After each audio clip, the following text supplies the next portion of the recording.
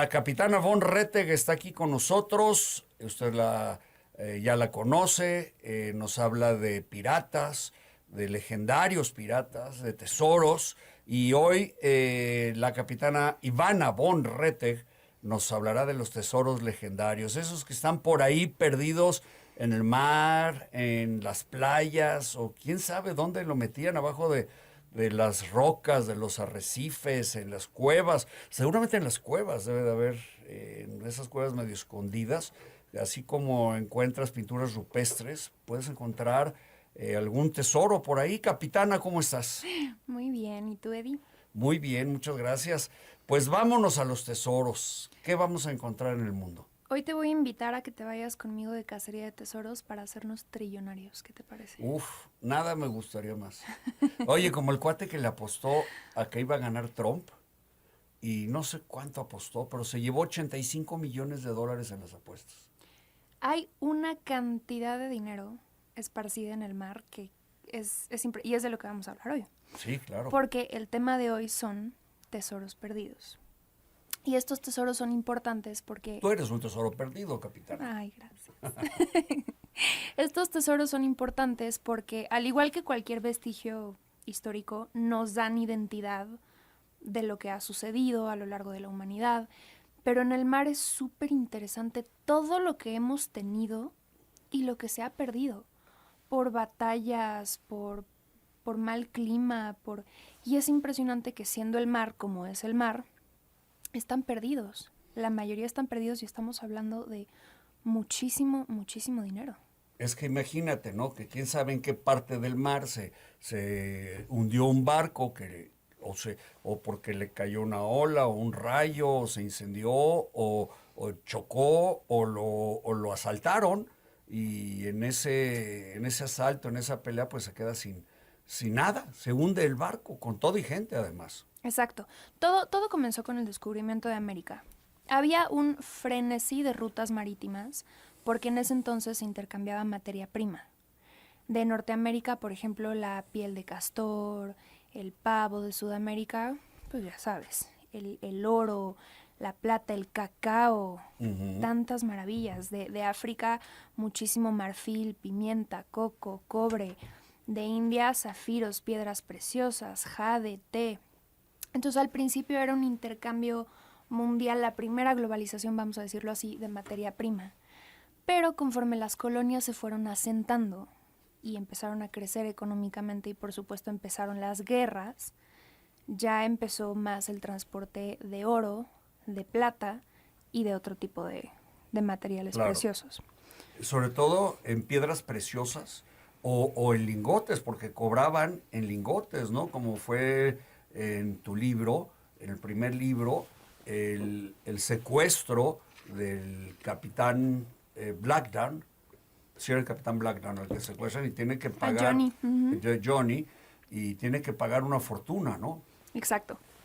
Entonces, para empezar, los barcos que se usaban se llamaban galeones y tenían una anatomía, entre comillas, diseñada para poder transportar con todo el peso que implicaba las toneladas de oro y plata. Entonces tenían una bodega en la parte inferior donde guardaban todo, y además tenían compartimentos especiales en caso de que se toparan con piratas, por ejemplo, o que hubiera alguna batalla, porque quienes más cargaban con oro eran los españoles, por eso se llamaba el famoso oro español. Y ¿Por qué entonces, cargaban más que los ingleses o que los portugueses o que los franceses? históricamente los piratas estaban fijados en el oro español. Porque acuérdate que muchos piratas antes eran contratados para piratear de forma oficial. Y era Inglaterra en contra de España. Inglaterra les daba estas patentes de corso donde tenían autorizado asaltar oro español. Entonces sabían cómo hacerlo. Y entre ellos ya tenían toda una red de espionaje, digámoslo así, donde decían, oye, tal galeón español carga con tanto y va de aquí a allá. Pero entonces, pues sí estaban protegidos los barcos, entre comillas, de piratas, pero de lo que no estaban protegidos ni podrían protegerse nunca es de la naturaleza. Porque sí se podía planear una ruta en base a las condiciones climáticas o sea, ¿cómo te explico? Si era verano, si era invierno, si era temporada de huracanes, qué tal estaba el viento, qué tal estaba la marea. Pero una tormenta como tal, en ese entonces era imposible predecirlo, tanto como una falla del barco como tal. Y muchas veces ganaba un poco la ambición y cargaban con más peso del que estaba el barco preparado para sostener y se hundían. Irónicamente... Pero sí sabían cuánto podía cargar el barco y sí podían hacer cálculos matemáticos para decir tenemos tantos kilos, tenían básculas arcaicas, pero tenían básculas de tal manera que pudieran saber cuántas toneladas podían cargar. La teoría sí la sabían, pero en uno de los barcos que te voy a platicar, que son 4, sabían que ya no podía cargarse con más y el virrey dijo, pues más, y se hundió. La necedad, siempre, siempre los políticos. A ver, cuéntanos, ¿cuáles son esos barcos, capitana? El primero es el galeón San José, a 210 metros de profundidad frente a Cartagena de Indias, Colombia. Naufragó en junio de 1708, pero ese sí fue localizado. Ese nos lo ganaron, Eddie. En 1982, y fueron lingotes y monedas de oro y plata. El valor estimado actual es de 5 a 10 millones de dólares. Por lo que ve ahí. Sí, porque eran 11 monedas de oro con denominación de 8 escudos. Una moneda de 8 escudos equivale a 27 gramos de oro. Y 11 millones de monedas de 8 escudos es igual a 297.66 toneladas de oro, o sea, 10 millones de dólares. ¿11 millones de monedas encontraron? 11 millones de monedas de 8 escudos, considerando que cada una tiene 27 gramos de oro.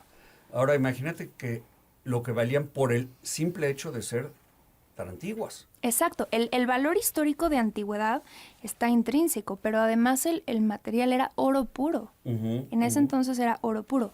Ese ya lo encontraron. Entonces, ya valimos más. Ya se nos fue. Ni modo, capitán. Vámonos a buscar el otro.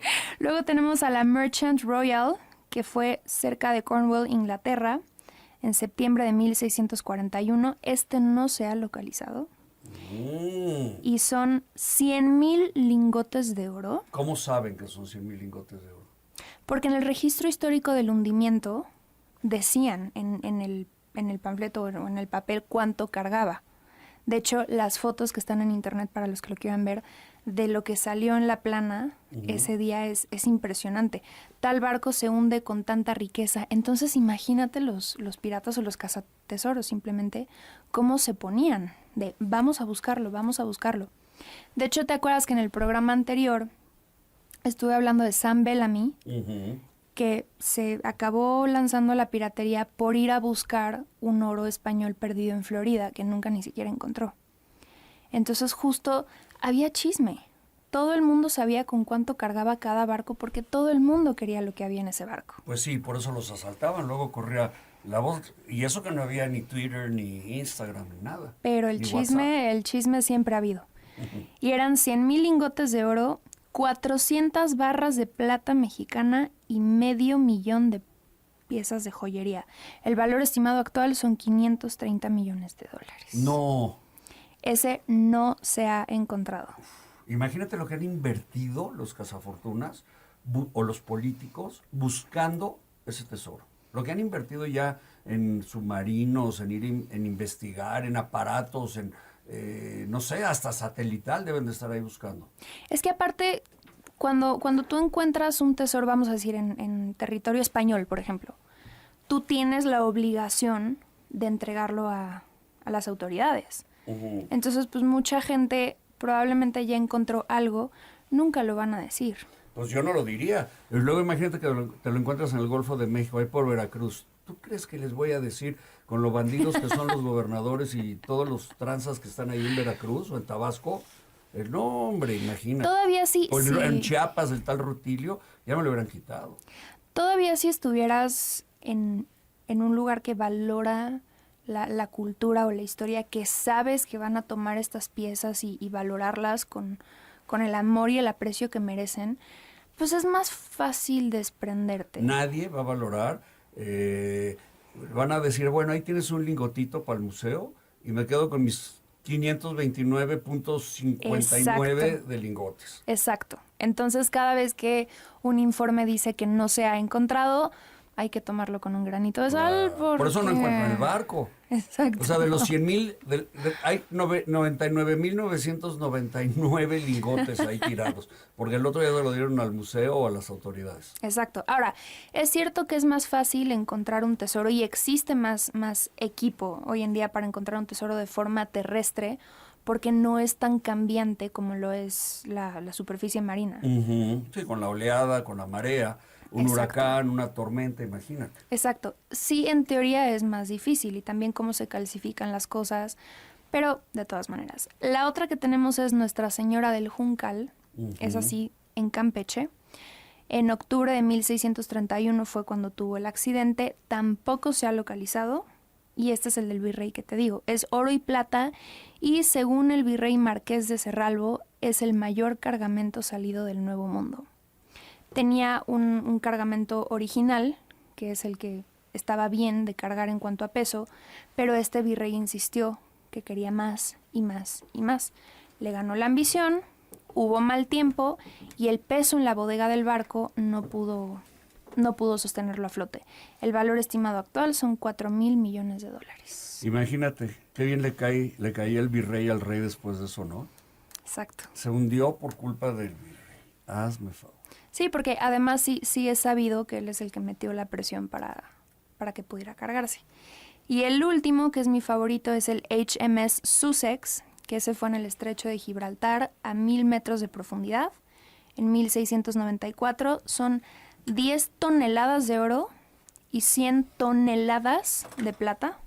El valor estimado son 670 millones de dólares. Y esto es muy interesante porque hubo un drama hace mucho tiempo, en el 2006, entre Inglaterra y España, porque una compañía de exploración que se llama Odyssey, de cazadores de tesoros, mandaron un barco en aguas españolas, me parece, a tratar de buscarlo. Entonces estaban haciendo excavaciones marinas, estaban haciendo muchísimas cosas. El gobierno de Inglaterra intercede y dice, oye, ¿qué estás haciendo? ¿Cómo funciona esto? Este tesoro realmente a quién le pertenece, históricamente hablando, de quién es el oro. ¿Es oro inglés, es oro español? Porque al ser el Sussex, pues era inglés, no era español. Entonces hacen un acuerdo en el 2001, la compañía Odyssey con Inglaterra, de, bueno, yo te doy tanto, yo me quedo tanto. Ya estaban en buenos términos. De hecho, se dice, esto no está comprobado, que el gobierno inglés empezó también a poner un poco de dinero. ¿Orden? No, de dinero. ¿Quién robaba más, capitana? ¿Los del gobierno o los piratas no del gobierno? Más bien, quién robaba con permiso y quién robaba a escondidas. Ah, mira, mejor descrito, claro. Los piratas por lo menos robaban en tu cara. Y te decían, soy pirata, ¿no? Y el otro te dice, soy tu amigo o soy autoridad, pero te robo de todas maneras. El otro te cobra el IVA. y se lo guarda además. Exacto. Ni siquiera lo declara. Pero eso pasa en todo el mundo, no solo en nuestro país. No, yo lo sé. O sea, América Latina está plagado de piratas de todos, de los malos y de los buenos. De los oficiales y de los oficiales. Y de los exacto, eso te iba a decir, de los oficiales y de los oficiales. De los oficiales, claro, hay 2 oficiales. Bueno, ¿qué otros? Sígueme platicando de los barcos. Bueno, entonces este que estábamos hablando, que es el HMS Sussex, es interesante porque en el 2001 esta compañía Odyssey hace un acuerdo con Inglaterra para de alguna manera dividir las ganancias y empiezan a buscar muy, muy, muy en serio, pero ya en territorio español. Y entonces en el 2006 España intercede y detiene toda esta operación porque dice, 1, están en un territorio que no. Y 2, esta excavación que están haciendo no es con fines científicos. Por lo pronto la vamos a detener. Y aquí está dudoso e interesante el chisme porque sí se encontraron piezas valiosas, se encontraron piezas de oro y de plata, pero Inglaterra asegura que esas no pertenecen al HMS Sussex. Entonces se dice que la compañía Odyssey sí encontró el tesoro, pero no quisieron decir nada. Pues no. Sí, no. Está dividido entre sus investigadores. Pues sí, claro, y aparte España también dijo, no, pues mejor lo busco yo, ¿no? Y el otro, que es el que tú me acabas de chismear, es el tesoro perdido del rey Juan. El valor estimado actual es de $70 millones. Y este fue de 1216, durante la época tumultuosa de Inglaterra, cuando el rey Juan perdió un cargamento valioso que incluía... ¿De qué año dices? 1216. Dices que 1216 y que se hundió en arenas movedizas. Pero no me puedo imaginar el tipo de barco que hacia 1200, que claro que había comercio con barcos. Claro. Pero llevar un tesoro en 1200 era casi imposible. Bueno, no lo visualizo, capitana. Yo nunca lo había escuchado. Era lo que te decía hace rato, que a lo mejor si fuera un barco estilo vikingo tiene más sentido. Pero así como del mismo tipo que estábamos hablando, no, porque imagínate la diferencia de tecnología marítima de 1200X a 1600 tanto. Sería muy, muy, muy diferente. Y este yo no lo había escuchado, pero se hundió en arenas movedizas al cruzar el Wash y este tesoro nunca ha sido recuperado. No, ni será.